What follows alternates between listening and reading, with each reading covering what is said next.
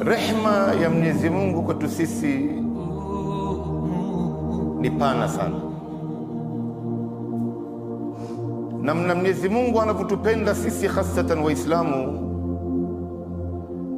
ni kana kwamba Mwenyezi Mungu anataka sisi Waislamu tuingie peponi kwa lazima. Tutaingia peponi, ingawa sisi mara nyingi tunaonesha udhaifu mbele ya Mungu, lakini Mungu anatutakia kheri kwa kweli.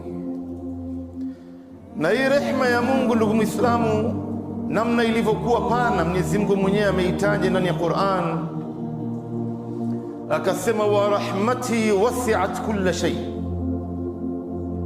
Rehema yangu ni pana kuliko kila kitu.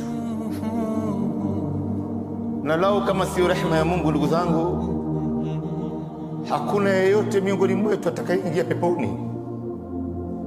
Tutaingia peponi kwa sababu ya rehema ya Mungu tu, si kwa sababu ya haya matendo ambayo tunayafanya. Pepo ya Mungu ni ghali. Haya matendo ambayo tunayatekeleza mbele ya Mungu hayatoshi kutuingiza peponi, ndugu zangu.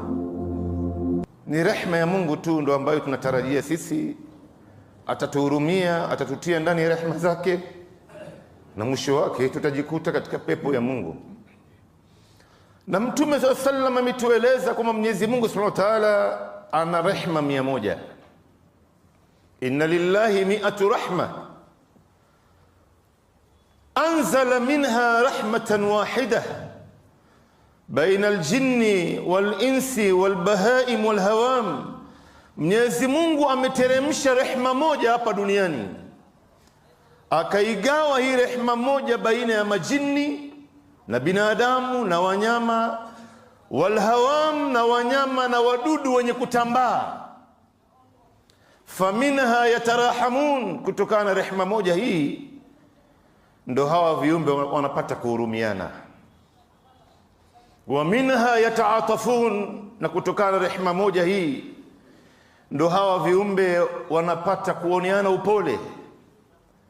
Wa minha ta'tifu alwahsh ala waladiha, na kutokana na hii rehema moja mnyama anamhurumia mtoto wake. Katika riwaya, farasi anainua mguu mmoja wa nyuma juu ili mtoto wake aweze kunyonya sawasawa. Kisha Mwenyezi Mungu akachelewesha, akaibakisha rehema 99